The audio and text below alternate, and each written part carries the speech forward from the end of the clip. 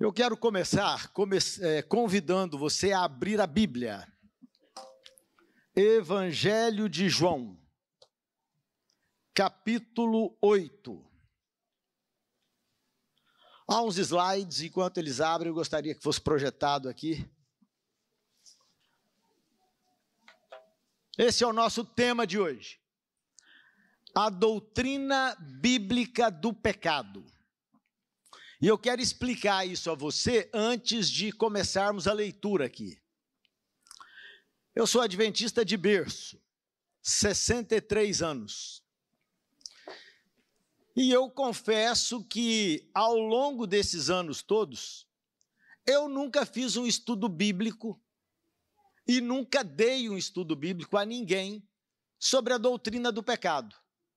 A gente acha que compreende a questão do pecado de forma básica. Isso é uma coisa natural e todo mundo precisa compreender isso. Mas na manhã de hoje eu vou compartilhar com você a guerra espiritual que esse tema representa, a compreensão desse tema representa. A questão da doutrina bíblica do pecado, ela tem sido discutida desde sempre, desde os primórdios da civilização. Desde que Deus criou o homem e o homem foi expulso do paraíso em função da transgressão. E você vai perceber que pelo menos nos últimos 2000 anos, a história da igreja cristã, esse assunto tem sido debatido de forma mais intensa em determinados momentos e de forma menos intensa em outros. Mas o assunto tem sido discutido sempre. Mas eu quero começar com a leitura do Evangelho de João, no capítulo 8. E antes de nós começarmos, feche seus olhos mais uma vez.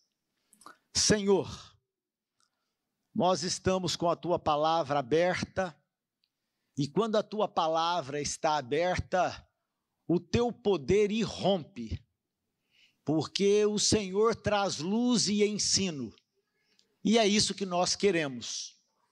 Maior compreensão da Tua vontade, para melhor servir ao Senhor. Fala com cada um dos adoradores nesta manhã, é o que nós pedimos em nome de Jesus. Amém. 8, verso 2 do Evangelho de João. E pela manhã cedo, voltou para o templo, e todo o povo vinha ter com ele, e assentando-se os ensinava. Em outras palavras, estar no templo era um costume de Jesus. Diversas vezes, quando estava em Jerusalém, ele ia para o templo. Aquela era a sua casa de ensino. Você vai se lembrar de Jesus no templo em vários momentos, e esse aqui é um deles. Então, nessa ocasião, verso 3, os escribas e fariseus, que compunham a elite religiosa, trouxeram-lhe uma mulher apanhada em adultério. Qual era o objetivo? Eles queriam experimentar Jesus. Eles queriam que Jesus condenasse a mulher ao apedrejamento. Por que razão? Esta era a prescrição da lei mosaica.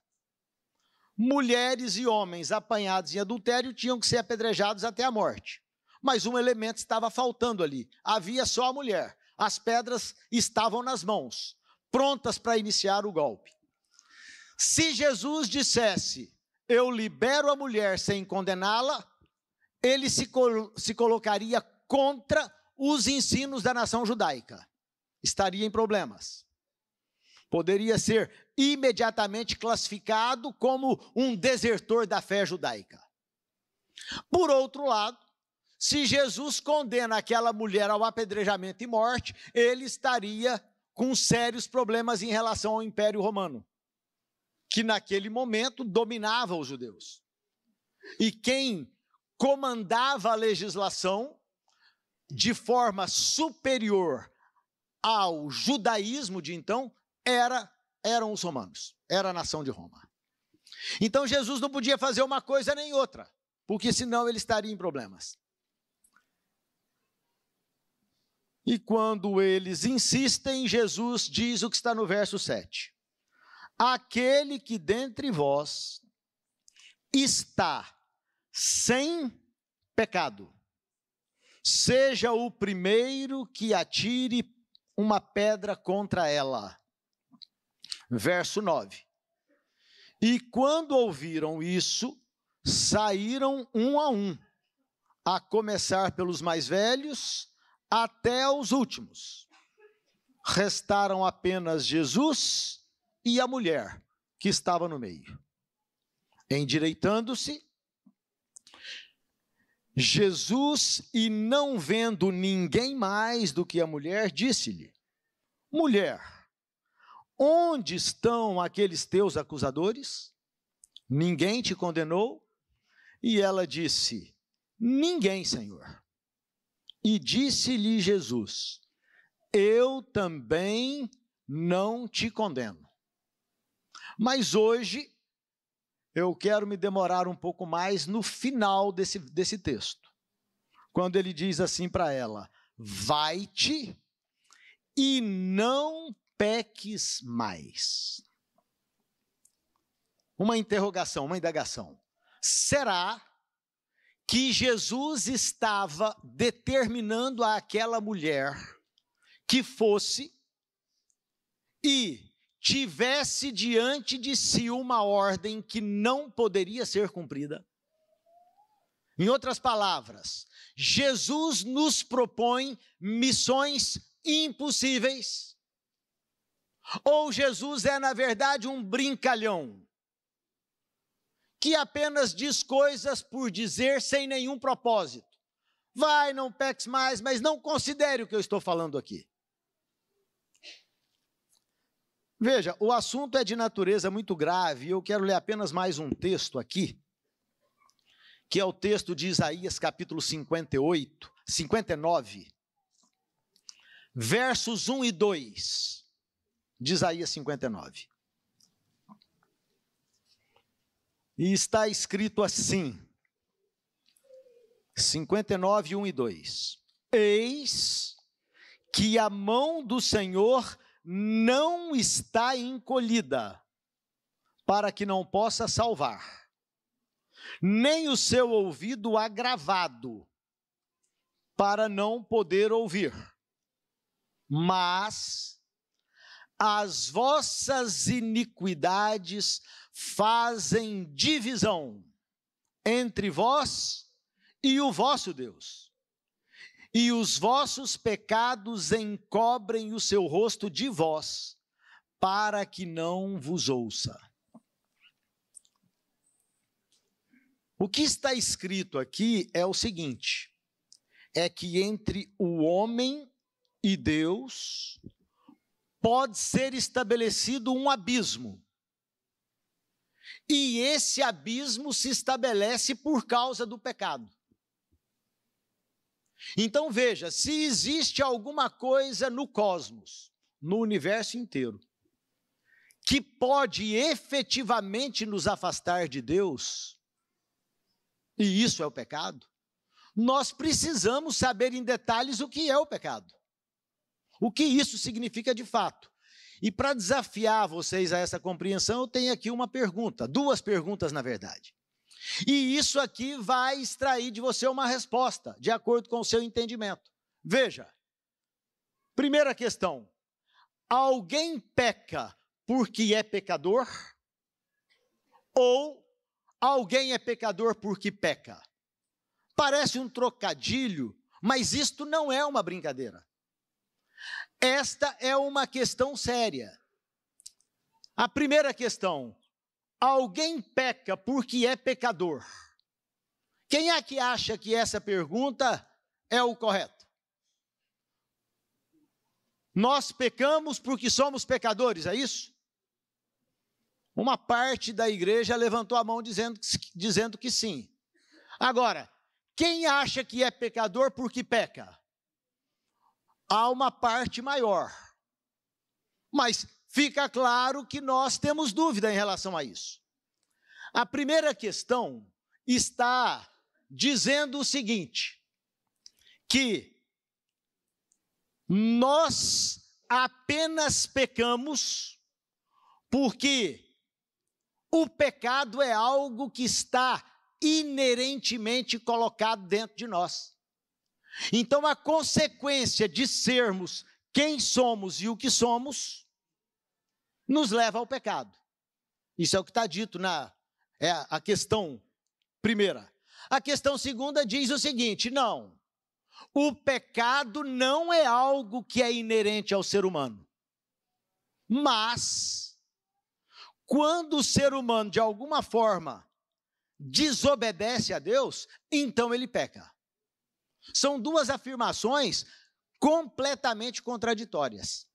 Agora, você precisa saber que esse assunto aqui, ele está sendo discutido desde o início da fé.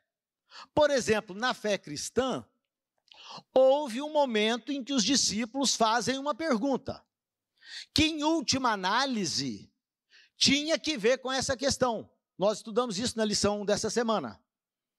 Quando os discípulos chegam para Jesus e dizem assim, Senhor, nós temos uma dúvida, como é que esse sujeito já nasceu cego?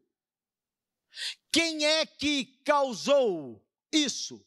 Foi o pecado de quem? É o da criança, é o do bebê que nasceu ou é dos pais dele? Naquela oportunidade, Jesus nem entrou no assunto, na questão que eles perguntaram. Jesus passa da pergunta e diz assim, olha, nesse homem vai se cumprir um glorioso projeto de Deus. Mas Jesus não dá a resposta ali. Mas esse assunto continua sendo discutido. Esta, por exemplo, é a posição de Agostinho de Hipona. Quem foi esse sujeito? Esse sujeito nasceu logo ali atrás. Ele nasceu no ano 354. Já faz uns séculos. E esse sujeito, que se converte já com uma certa idade, e havia sido influenciado pelo pensamento grego-romano, ele chega a essa conclusão. O que ele está dizendo aqui é que o pecado está dentro de nós desde que nós nascemos. Ele diz assim, Deus, portanto, condena o homem por causa da falha e desonra da sua natureza. Ou seja, pecado, para Agostinho, é aquilo que nós somos em essência. Nós já nascemos nesse mundo, nós somos dados à luz como pecadores, independente do que nós façamos. Esse é o pensamento de Agostinho.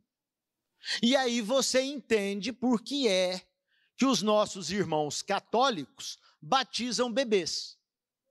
Porque aquela criancinha, embora não tenha tido nenhuma oportunidade, nenhuma consciência, nenhuma compreensão da vida ainda, eles pensam, como o pecado está intrinsecamente posto no âmago do ser, então essa criancinha precisa ser imediatamente batizada quando nasce.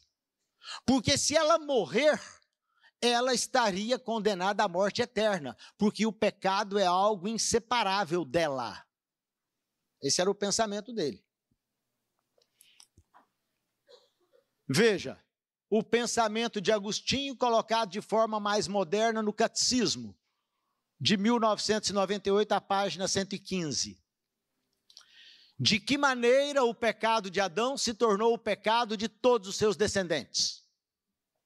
A resposta: o gênero humano inteiro é em Adão sicut unum corpus unius hominis, que significa como um só corpo de um só homem.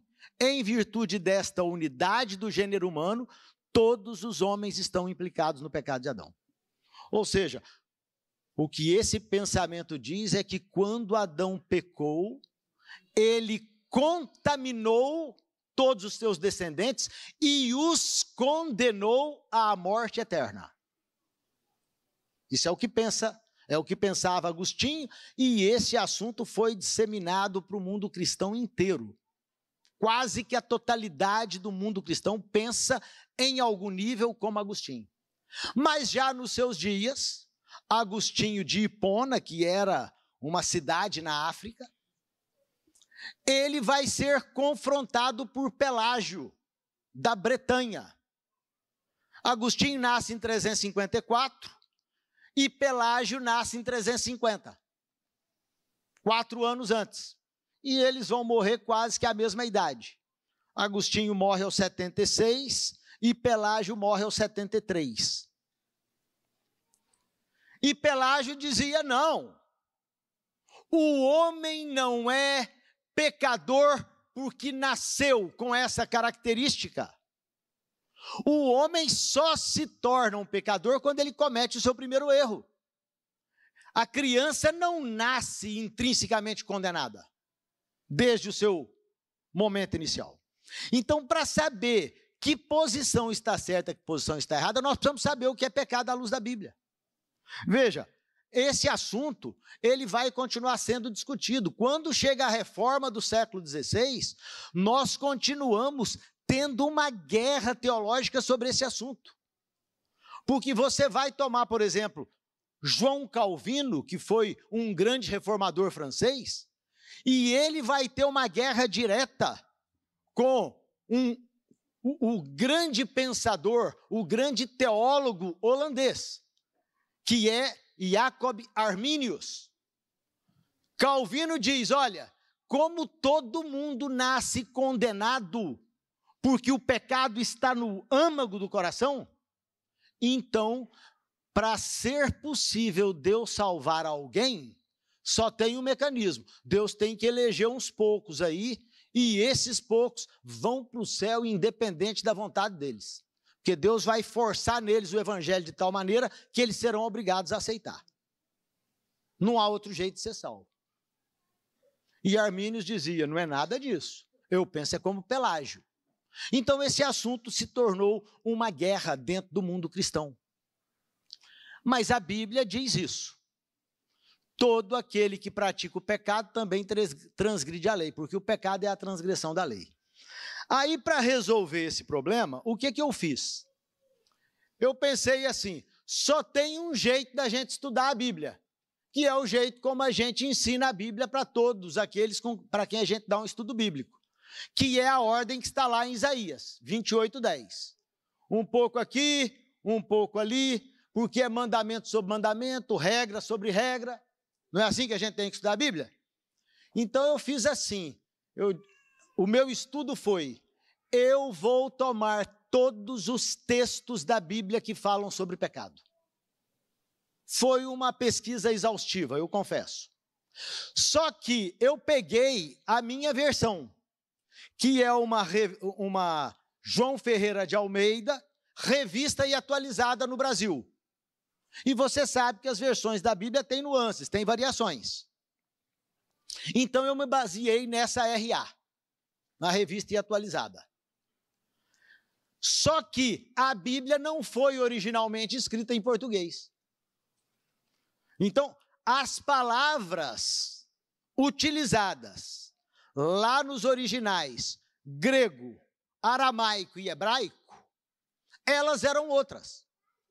E dependendo da versão, elas podem ter tradução diferente. Exemplo, às vezes num verso a tradução é pecado e no outro é iniquidade, e no outro é transgressão da lei. Certo? Então, qual foi a conclusão a que eu cheguei? Eu comecei a estudar todas as palavras no hebraico, no aramaico e no grego que alguma vez foram traduzidas por pecado, para eu chegar a uma definição bíblica de pecado. Assim, ó. O que é pecado? Essa é a questão. Bom, a palavra Achã, ela é traduzida, ela é a palavra 0817 da Bíblia. É o Strong 0817. Essa palavra vai aparecer no original hebraico 41 vezes. Certo? E algumas vezes ela vai, por exemplo, eu tenho aqui, ó, uma situação em que essa palavra de Provérbios 14:9. Os loucos zombam do pecado, mas entre os retos há boa vontade. Nessa tradução aqui de pecado, a palavra usada foi Achã. E eu fiz isso para todas elas. Sabe quantas palavras existem nos originais grego, hebraico e aramaico que alguma vez foram traduzidas como pecado? 13 palavras. São essas aqui, ó. Chatá, chet, chatahá, chata com 2 T's, ahá, do aramaico. E aqui tem a quantidade de vezes. Matzá, pecha, amartano, isso já no grego, amartano, amartema, amartia, anamartelos e crises. 13 palavras dos originais alguma vez foram traduzidas como pecado. Agora, como é que isso dá uma totalização? Está ali, ó. Quantas vezes essas são as palavras e lá a quantidade de vezes que elas aparecem nos originais. Pode haver alguma variação, porque existe uma discussão em relação a quais são os melhores originais da Bíblia. Nós estaríamos falando, por exemplo, dos materiais que foram descobertos ao pé do Monte Sinai, o Códice Sinaíticos, Códice Vaticanos, ou o material que foi difundido pela igreja ao longo dos séculos. Enfim, mas a quantidade é muito próxima disso. E aí eu fui olhar quantas vezes essas 900 e poucas palavras foram traduzidas como pecado. E isso dá apenas 334 vezes. Ou seja, várias vezes, a maioria das vezes, aquelas palavras, aquelas 13, apareceram na Bíblia e não foram traduzidas como pecado. Mas como pecado, nós as temos 334 vezes. E elas aparecem assim, no Antigo e no Novo Testamento. Há livros da Bíblia em que nenhuma vez aparece a palavra pecado. No Antigo Testamento, o que mais aparece é o livro de Levítico. E no Novo Testamento, o que mais aparece é o livro de Romanos. Bom, depois desse estudo todo, eu encontrei 3 versos na Bíblia que definem o que é pecado. Quais são esses versos? Estão aqui. O primeiro nós já lemos. Todo aquele que pratica o pecado também transgride a lei, porque o pecado é a transgressão da lei. Aí nós temos uma segunda declaração, a de Tiago. Aquele, pois, que sabe fazer o bem e não o faz, comete pecado. Quando você compara esse segundo verso com o primeiro, eles estão falando a mesma coisa. Porque, veja, o que é fazer o bem? O que é fazer o bem? Fazer o bem é cumprir as ordens de Deus. Porque não é isso que está escrito? A lei de Deus não é pura, não é santa e não é boa. Então, tudo aquilo que provém de Deus é bom. Então, a lei é boa. Então, aquele que sabe o que é fazer o bem, cumpre a lei e não transgride. Você entende que a segunda definição está contida na primeira? E depois nós temos a terceira, que é a de Romanos 14, 23. Tudo o que não provém de fé é pecado. Claro. A fé vem pelo ouvir a palavra de Deus. E a palavra de Deus nos ensina obediência. Então, quando nós cumprimos a lei em obediência, esse é um ato de fé. Só que hoje, eu não quero apresentar o meu ponto de vista. Então, nós vamos ler o que a Bíblia diz. Mas nós vamos ler Veja, quando você toma o Nisto Cremos, ele concorda e confere com essas 3 conclusões, essas 3 definições. Página 112, página 113, diz que a definição bíblica de pecado o apresenta como a transgressão da lei, uma falha nas ações de qualquer um, que sabe que deve fazer o bem e não o faz, bem como tudo que não provém de fé. Então, a minha conclusão dos 3 versos está 100% de acordo com aquilo que nós cremos como adventistas. Está posto aí. Só que a igreja adventista recebeu um presente do céu. nós recebemos um intérprete, Ellen White. Essa mulher foi levada diversas vezes ao céu. Ela tinha uma comunhão permanente com o Senhor. E para responder a essas questões aqui, eu acho que não adianta o meu ponto de vista, nem o seu, nem o ponto de vista de qualquer teólogo do presente, do passado, ou algum outro que venha a existir no futuro. Porque o pensamento de homens não vale aqui. Para compreender as coisas de Deus, nós dependemos diretamente da orientação de Deus. Então veja só, como é que as nossas doutrinas chegaram a ser o que elas são? Só por uma razão. Não havia entre nós nenhum grande especialista, nenhum grande gênio. No princípio, Ellen White conta que quando eles se reuniam, logo depois da grande decepção de 1844, eles chegavam a assuntos que não tinha mais jeito de ir para frente. Você acha que a gente nasceu como igreja adventista compreendendo a doutrina do milênio, a doutrina do santuário, a doutrina da salvação? Nós não sabíamos nada. A doutrina da Trindade. Os nossos pioneiros vieram de diversas confissões de fé diferentes e eles tinham dúvidas em tudo.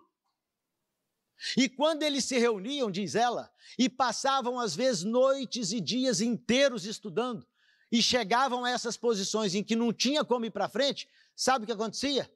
Ela diz, eu era tomada pelo Espírito de Deus.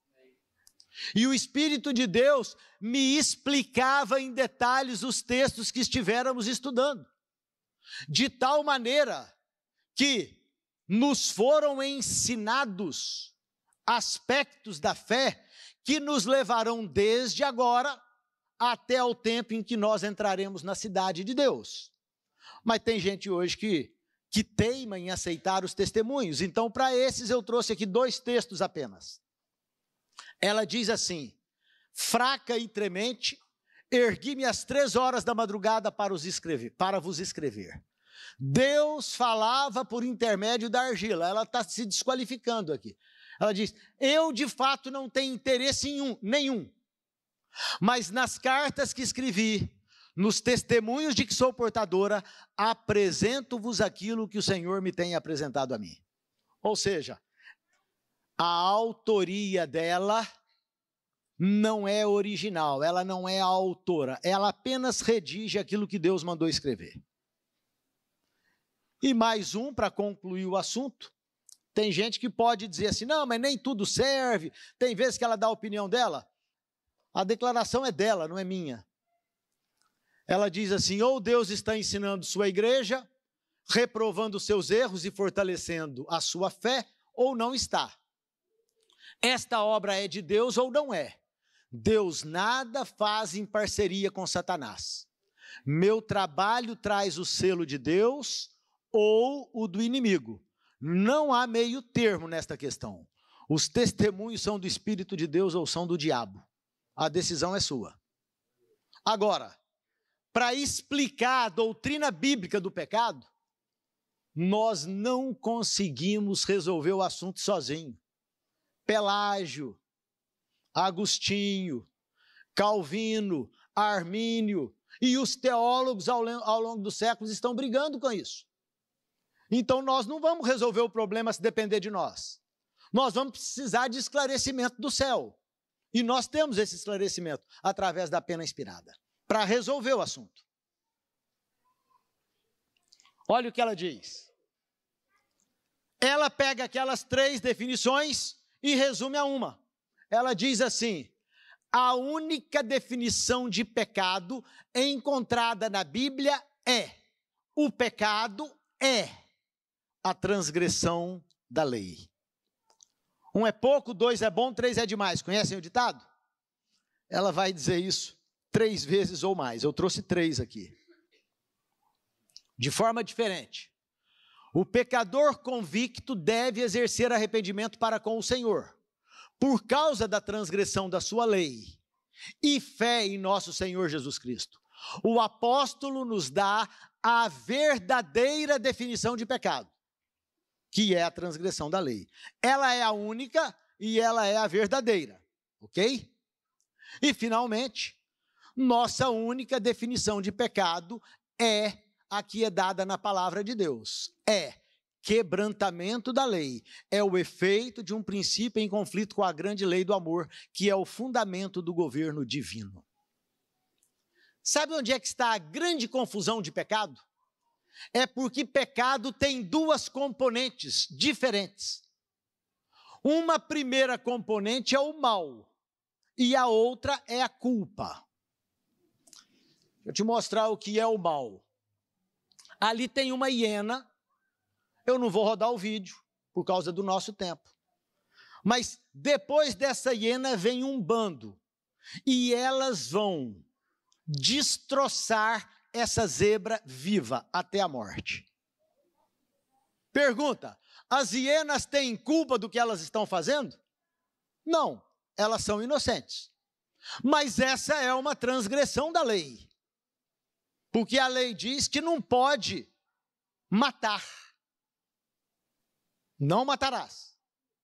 Então, qual é a componente do pecado que está acontecendo aqui? O mal. Quando Adão pecou, Deus disse assim para Adão: a terra inteira vai se tornar um lugar de maldição por causa da sua escolha. Animais vão brigar e vão se matar e vão comer uns aos outros. O ser humano vai passar a ter um coração desde que nasce, que vai refletir um desejo que é contra mim. Isso é o mal. O mal é aquilo que de alguma forma contaminou o planeta inteiro. Não apenas os seres humanos, não apenas os animais, mas os vegetais. A terra começou a produzir cardos e espinhos. Isso é o mal. O que é o mal, em última análise? Um defeito de fabricação. A terra foi criada perfeita, mas quando o pecado entrou no mundo, tudo o que foi produzido, de alguma forma foi estragado. Só que esse estrago não necessariamente produziu culpa. O que é culpa? Esse desenho aqui tem um vídeo, vocês devem se lembrar daquele casal, Nardoni. Alguém ouviu essa história há uns anos atrás? Algumas mãos se levantam. Era a madrasta e o pai. A garotinha tinha 5 anos. E eles tinham um filho do relacionamento deles. A menina vinha de um relacionamento anterior do pai. Eles chegam na garagem e, por alguma razão, as autoridades não conseguiram a explicação conclusiva, mas havia sangue e era sangue da menina, que foi pingando desde a garagem até o 3º andar onde eles moravam.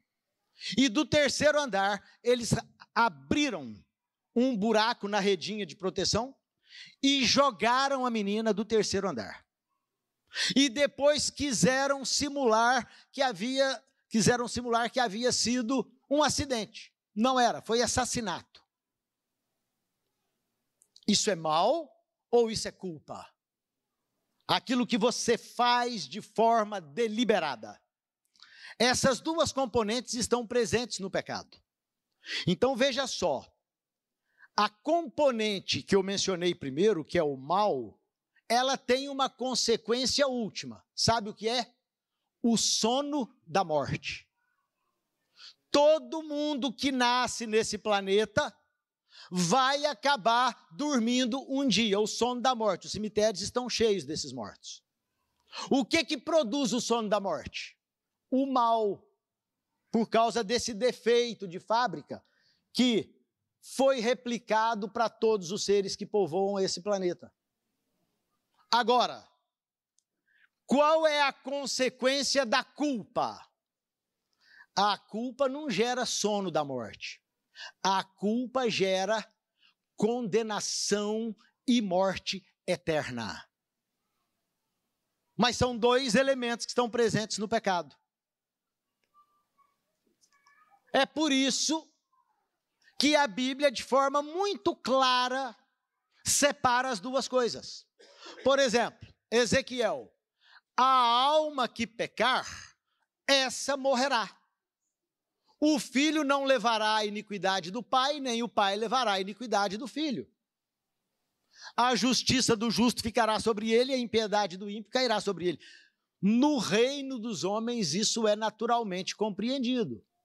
Imagine, o seu filho matou alguém. É você que vai para a cadeia? Não. Quem comete o erro é que paga o preço.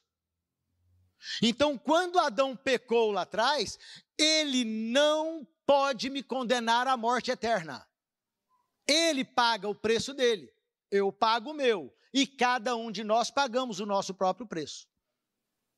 Nós não fomos condenados à morte eterna por Adão.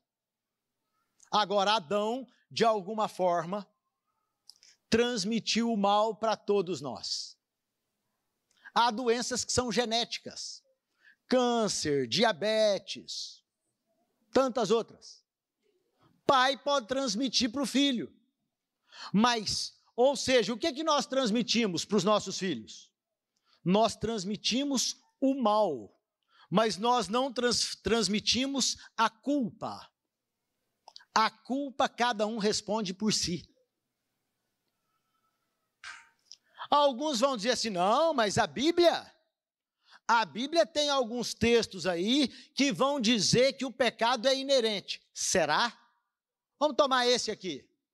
Pelo que como por um homem entrou o pecado no mundo e pelo pecado a morte, assim também a morte passou a todos os homens porque todos pecaram. Pergunta, de que morte Paulo está falando? Do sono ou da morte eterna aqui? Vou te dar um comentário, que é um comentário marginal na versão King James de 1611. Olha só, os biblistas se dividem. Uma guerra teológica aqui depende do seu pressuposto religioso, daquilo em que você acredita e como você quer acreditar. Só que não há duas verdades. A verdade é uma ou outra. Uma verdade exclui outra. Então veja, as duas interpretações principais são: todas as pessoas cometem pecado e, consequentemente, morrem. A segunda, de algum modo, todos os seres humanos pecaram em Adão. A confusão religiosa está posta nesse verso. Tem gente que pensa de um jeito, tem gente que pensa de outro. Mas, e esse outro? De Salmos. Eis que em iniquidade fui formado e em pecado me concebeu minha mãe. Eu nem vou comentar o meu ponto de vista, mas o comentário bíblico adventista vai fazer isso por nós. Olha só, Davi reconheceu que as crianças herdam a propensão para a maldade. Não é culpa, é para a maldade. Ezequiel, reafirmando o que já foi dito: eis que todas as almas são minhas, como a alma do pai, também a alma do filho é minha. A alma que pecar, essa morrerá. Qual é a componente das duas que caracterizam o pecado que está posta aqui? Culpa ou mal? Culpa. A alma que for culpada é que morre eternamente. Agora, vamos ouvir a Pena Inspirada explicando esse assunto para a gente terminar o culto. É inevitável que os filhos sofram as consequências das más ações dos pais, mas não são castigados pela culpa deles. Não tem como ser mais claro. Se o pai era fumante, usuário de drogas em algum nível, o filho pode ser afetado. Mas o filho não é condenado pelo que o pai fez. É isso que está dizendo a Pena Inspirada. Veja, a não ser que participem de seus pecados, é que eles seriam castigados. Más tendências, apetites pervertidos e moral vil, assim como enfermidades físicas e degeneração, são transmitidos como um legado de pai a filho até a terceira e quarta geração. Nós podemos transmitir o mal, mas nós não transferimos a culpa. Veja, porque se pecarmos voluntariamente, depois de termos recebido o conhecimento da verdade, já não resta mais sacrifício pelos pecados, mas uma certa expectação horrível de juízo e ardor de fogo que há de devorar os adversários. Quem são os adversários? Aqueles que transgridem a lei, aqueles que cometem pecado, aqueles que estabelecem um abismo entre eles próprios e Deus. Entende? Não existe, se você sabe que alguma coisa é errada e insiste em fazê-la, o que o texto está dizendo é que o pecado voluntário chega a um momento que Deus não pode perdoar mais. Porque você já não vai ouvir a voz de Deus. Isso é o pecado contra o Espírito Santo. João escreve: meus filhinhos, estas coisas vos escrevo para que não pequeis. Será que a Bíblia está insistindo em algo impossível? E se alguém pecar ocasionalmente, isso está implícito na frase, nós temos um advogado para com o Pai. O que encobre as suas transgressões jamais prosperará, mas o que confessa e deixa, esse é que tem misericórdia. Romanos: assim também considerai-vos como mortos para o pecado, mas vivos para Deus. Em Cristo Jesus nosso Senhor. Portanto, o pecado não pode reinar no corpo. Então vamos dar uma paradinha aqui. O que esses textos nos disseram até agora é o seguinte: que nós não somos pecado por natureza, que é o que propõe Agostinho. Não somos. Que é o que propõe Calvino. Não somos pecado por natureza. Nós não nascemos condenados à morte eterna. Bebezinho, que está lá no hospital, acabou de nascer, não está condenado à morte eterna. Não. Ele nasceu com defeito de fabricação, porque ele não é como seria o projeto de Deus mais. Mas ele não tem culpa nenhuma enquanto ele não cometer o seu primeiro pecado. Em outras palavras, nós só somos pecadores porque nós pecamos. Nós não pecamos porque essencialmente nós somos pecadores. Entende a diferença substancial?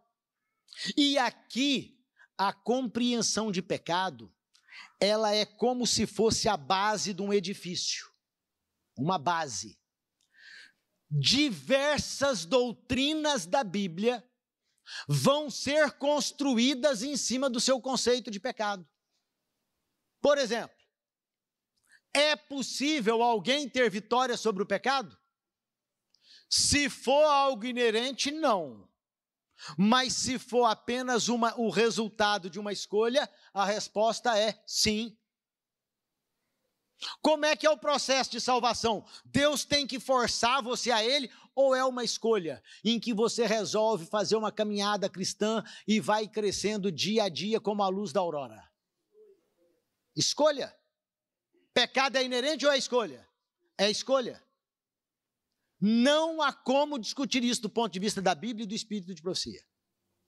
Agora, eu vou te dar alguns textos aqui fortes para a gente concluir. Vou começar com esse. Esse eu quero que você abra a sua Bíblia. É Tiago, capítulo 1. Porque esse texto é uma explicação detalhada do que é pecado.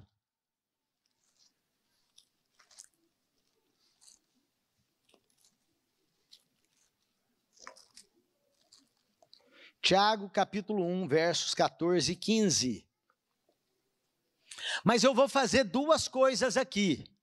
Nós vamos ler o texto bíblico de Tiago e depois, sabe o que nós vamos fazer? Nós vamos perguntar para Ellen White como é que ela entende isso. Se Ellen White disser para nós como é que tem que entender o assunto, eu acho que a questão está definida. Você concorda com isso ou não? Então vamos ler o texto, olha só. Mas cada um é tentado quando atraído e engodado pela sua própria concupiscência. Vamos parar aqui. O que é concupiscência? Concupiscência é o desejo quase irresistível que todos nós temos em relação a alguma coisa que contraria a vontade de Deus. E isso varia de pessoa para pessoa. Tem gente que tem um desejo louco de roubar do outro, cleptomaníacos. Tem gente que é desarvorada em relação a sexo.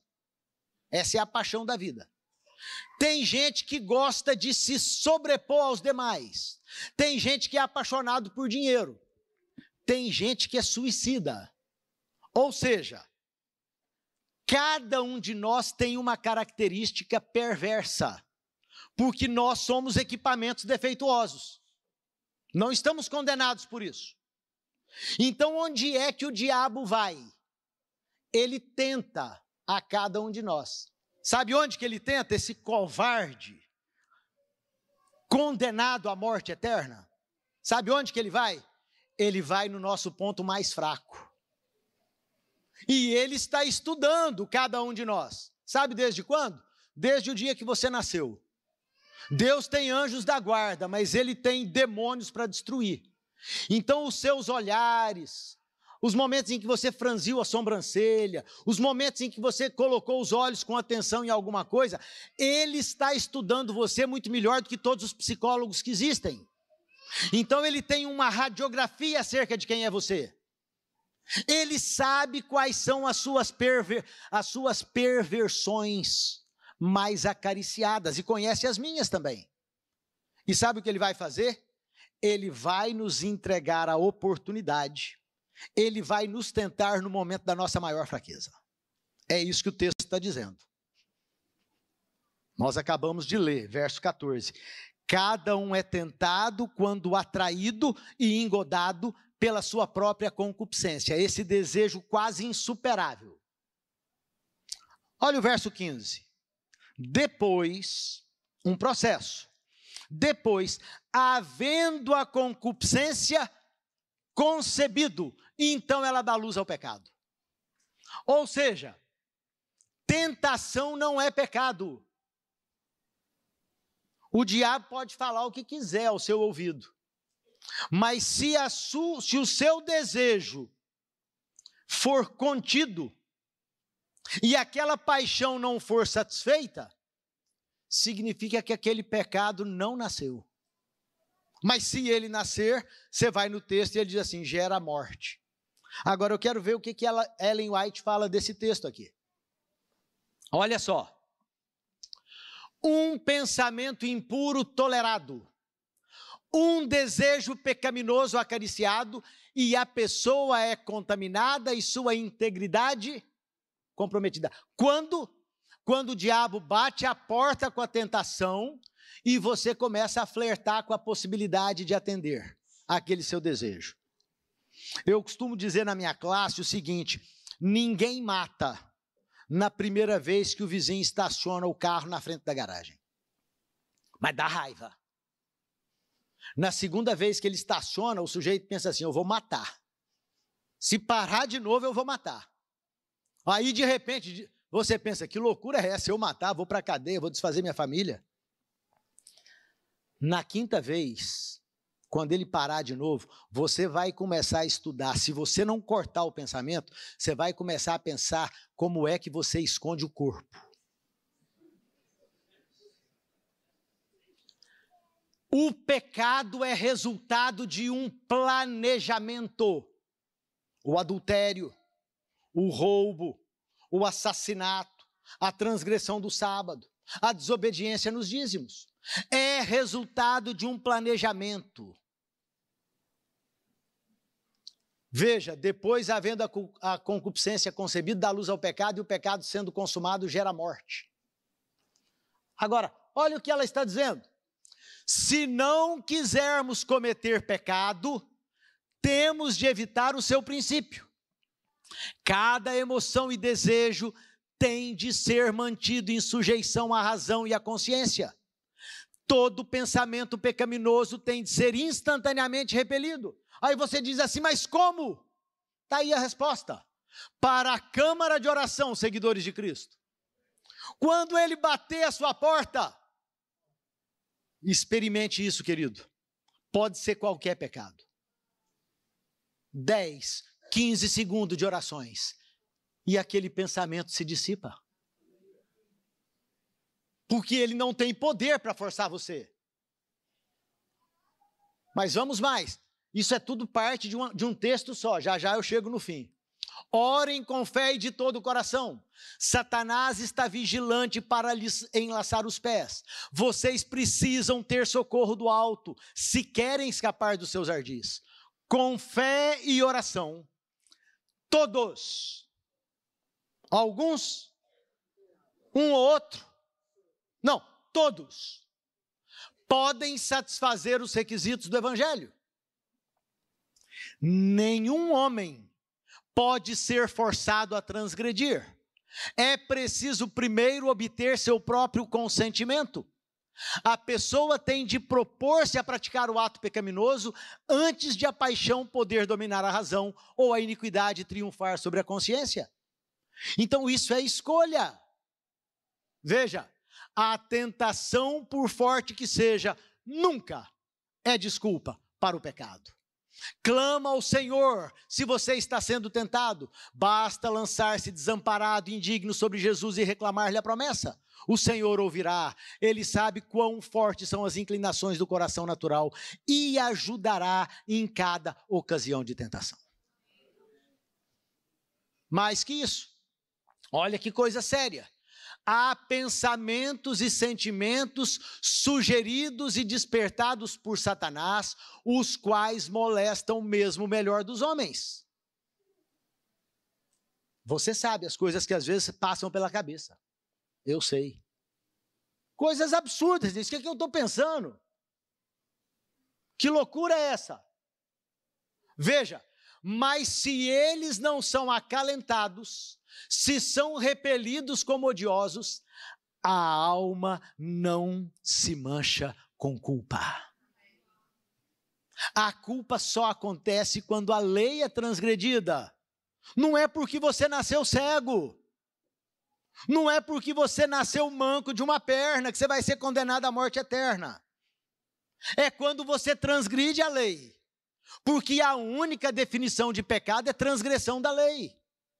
Só que você sabia que Paulo, lá em Atos, explica que o tempo da ignorância não é considerado, não é contado? Ou seja, tem muita gente aqui que foi batizada e está na igreja há alguns anos só, mas durante a vida inteira transgrediu o sábado sem saber que era pecado. Então nós não somos condenados pelo tempo da ignorância. Mas eu preciso te dizer uma coisa, alguém pagou o preço mesmo dos pecados da ignorância. Porque se você vai lá no livro de Levítico, onde há as prescrições para o sacerdócio, tinha uma ovelha que tinha que ser sacrificada permanentemente pelos pecados inconscientes. Cristo pagou até por eles, porque alguém tem que pagar o preço do erro.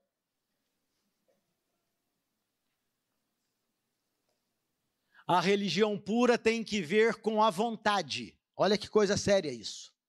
A vontade é o poder que governa a natureza do homem, pondo todas as outras faculdades sob seu comando. A vontade não é o gosto nem a inclinação.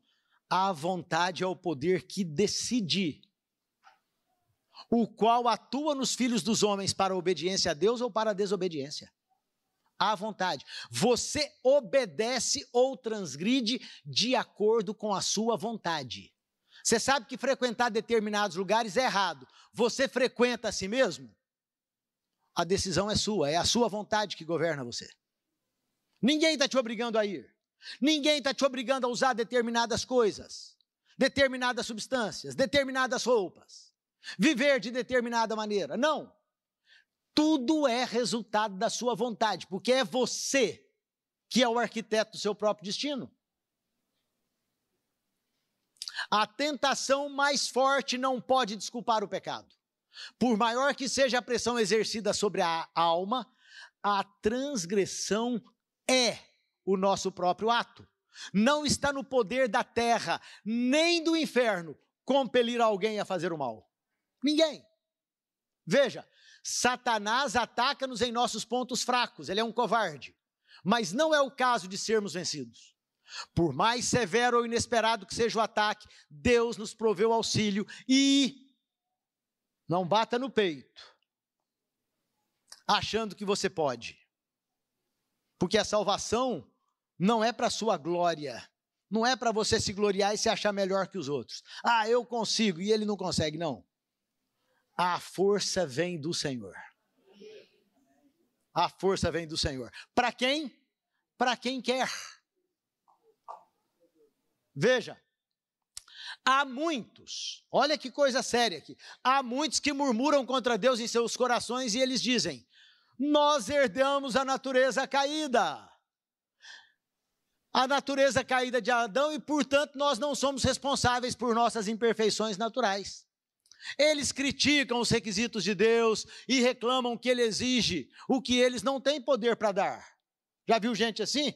Ah, Deus é exigente demais, eu não consigo fazer. Olha, esse tipo de comida, nunca. Querido, no seu ouvido, essa é uma decisão, é uma escolha deliberada sua, em todos os aspectos da vida. Perguntas, Ellen White é que está perguntando isso no texto. Que acusação você tem para fazer contra aquele que governa os céus? O que você tem a dizer contra o seu trato com você? O que é que você tem contra o seu governo? O que é que você tem contra as leis do Senhor?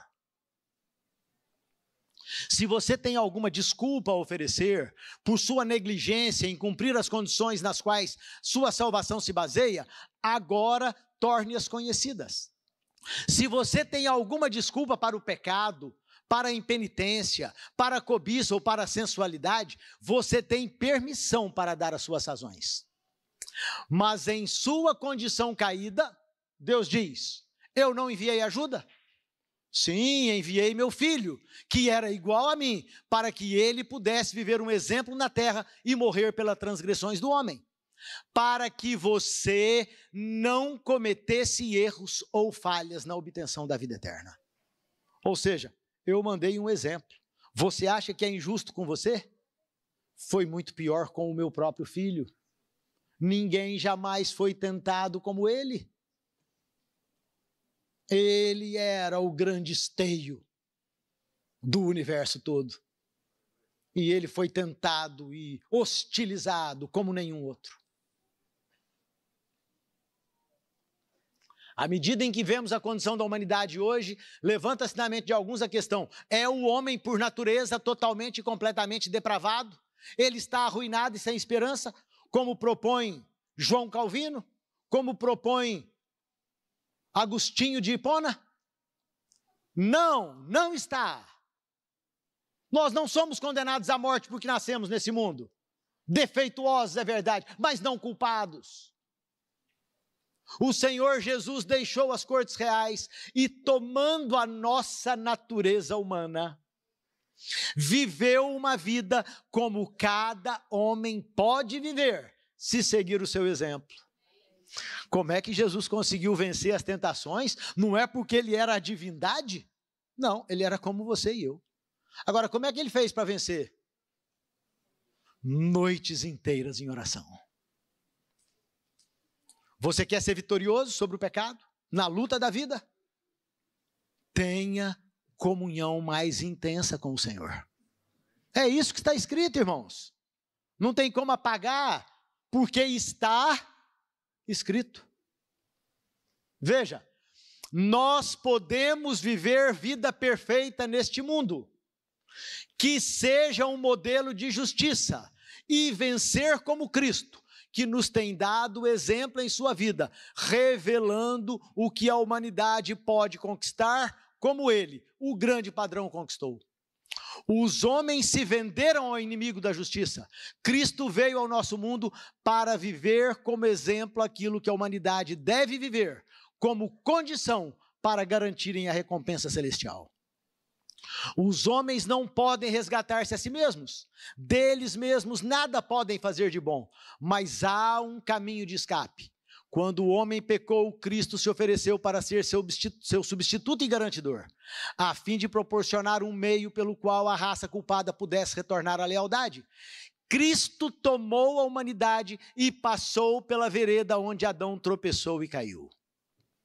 Sem se desviar da sua lealdade, ele enfrentou as tentações com as quais o homem é assediado e demonstrou de forma plausível e esperançosa que os pecadores podem ser libertos dos seus pecados.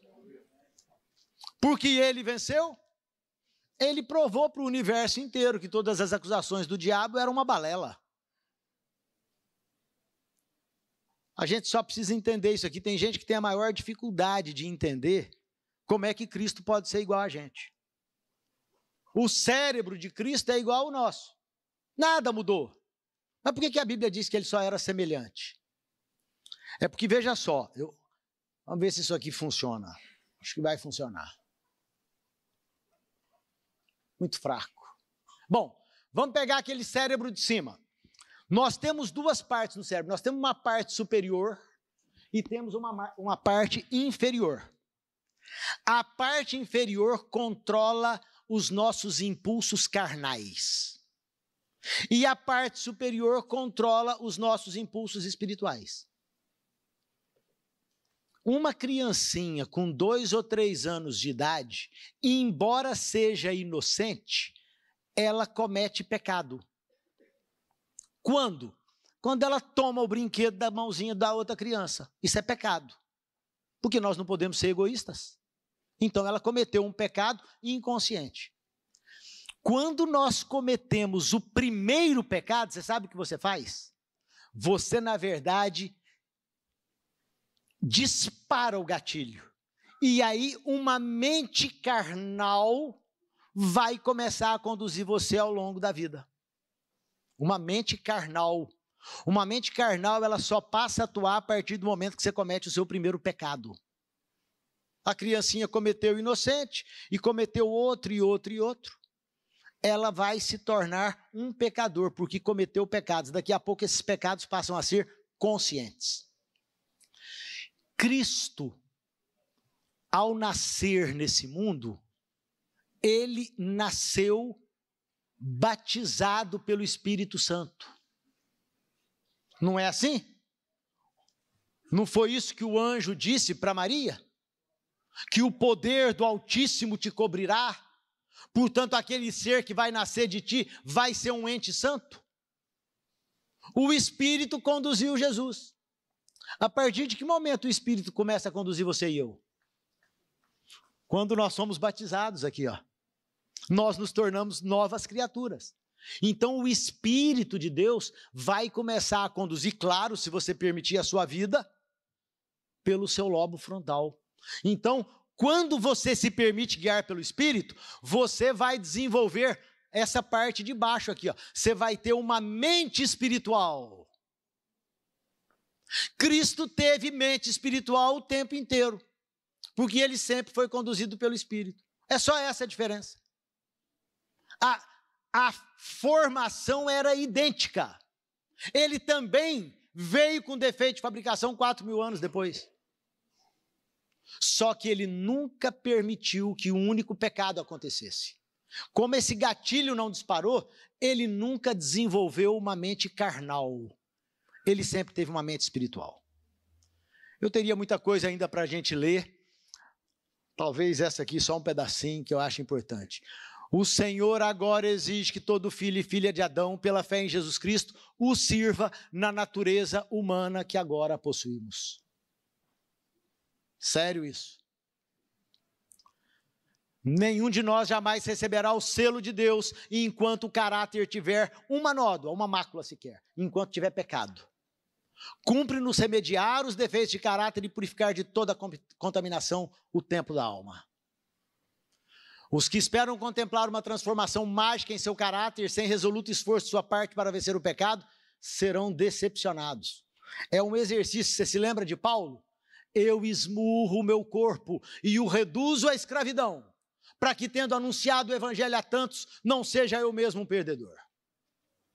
Isso é coisa séria, irmãos. Não adianta a gente vir passear na igreja e achar que nós vamos viver a vida cristã e continuar vivendo a vida no mundo. Nós precisamos experimentar transformação total, é isso que a Bíblia está dizendo, e o espírito de profecia. A natureza humana precisa ser restaurada. A religião de Cristo significa mais do que o perdão dos pecados. Não é chegar aqui, Senhor, eu arrependi, e fazer isso 500 vezes da mesma maneira, e ser um incorrigível. Olha, significa remover nossos pecados e encher o vácuo com as graças do Espírito Santo. Quando Cristo reina na alma, há pureza e libertação do pecado. Você está experimentando libertação do pecado? É uma prova concreta de que Cristo reina na sua alma. Não está experimentando? A sua religião é uma ilusão. Não sou eu que estou dizendo. Anjos maus ou anjos de Deus controlam a mente dos homens. A pergunta dela é: que tipo de anjo está controlando a sua mente? Às vezes, imagina a gente, meia-noite, ninguém mais em casa, mulher dormindo, filho dormindo, a gente vai ligar o computador para ver pornografia. E tem gente que faz isso e vem para a igreja, achando que está tudo bem, com cargos, trabalhando para Deus. Religião de verdade implica completa renúncia. Isso não é uma brincadeira. Mediante o cultivo de justos princípios, pode o homem alcançar a vitória. Sujeitai-vos a Deus, resisti ao diabo e ele fugirá de vós. Veja, está terminando. Então, se esse grande e infinito sacrifício foi feito em nosso favor, perguntemo-nos, o que estamos fazendo? Dizemos, acredite em Cristo e isso é tudo. Ah, é? Olha como ela conclui, se não tivermos a fé que opera por amor e purifica a alma de toda mancha de pecado, então a nossa fé é uma mentira.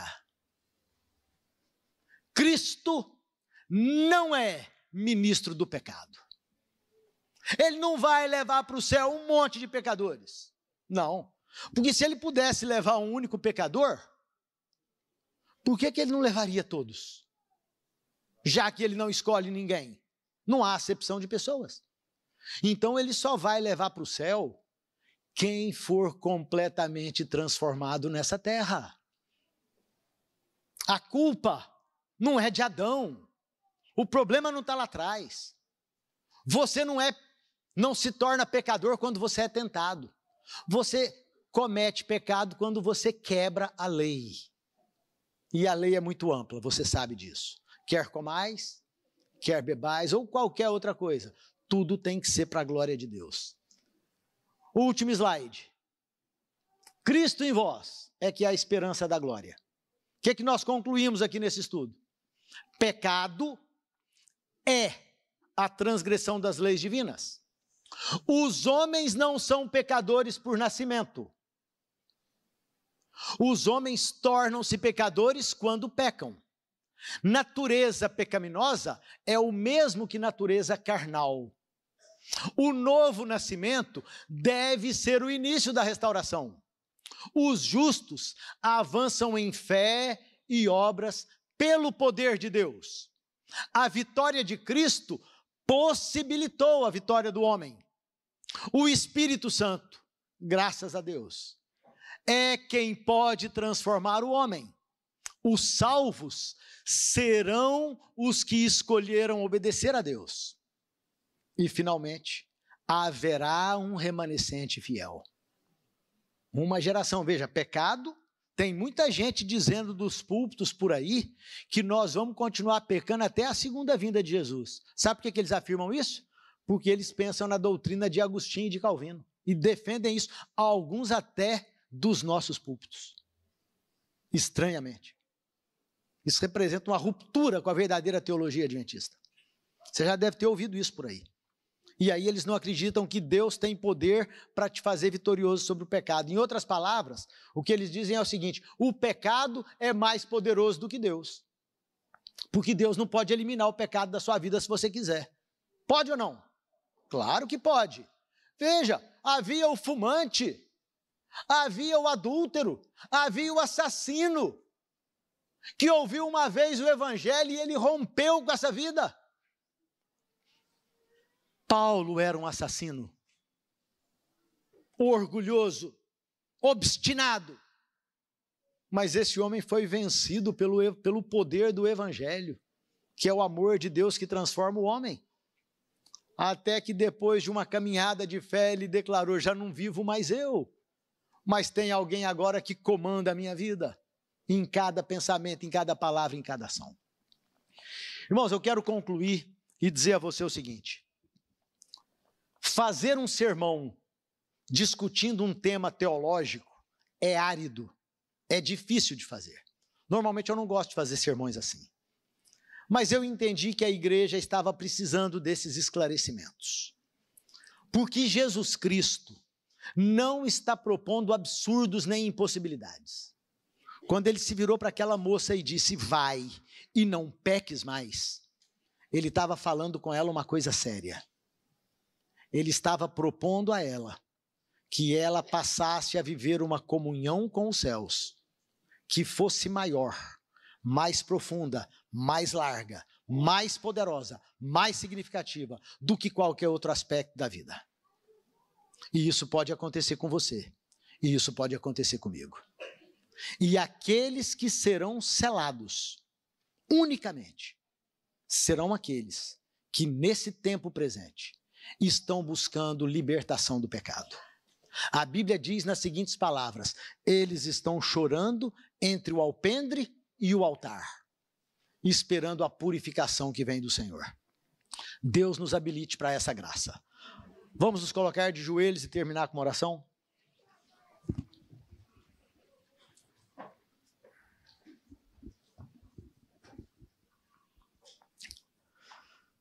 Pai querido e amado, nós queremos ser fiéis. É claro que quando olhamos para o espelho e nos enxergamos, nós vemos defeitos que parecem insuperáveis. Mas a tua graça, a tua vitória, são certezas maiores do que o nosso fracasso. E é por isso que nós colocamos as nossas vidas nas tuas mãos. Porque o Senhor pode realizar o milagre. O teu Espírito tem poder para atuar em nós. Porque nós ofertamos ao Senhor o nosso coração e a nossa mente. Então, pelo teu poder, purifica, transforma, renova, refaz.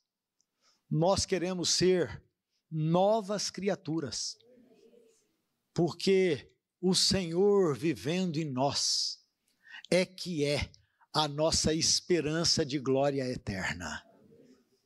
Nós dizemos estas coisas confiando nos méritos eternos do nosso bendito, querido, invencível, incomparável Salvador, o Senhor Jesus Cristo.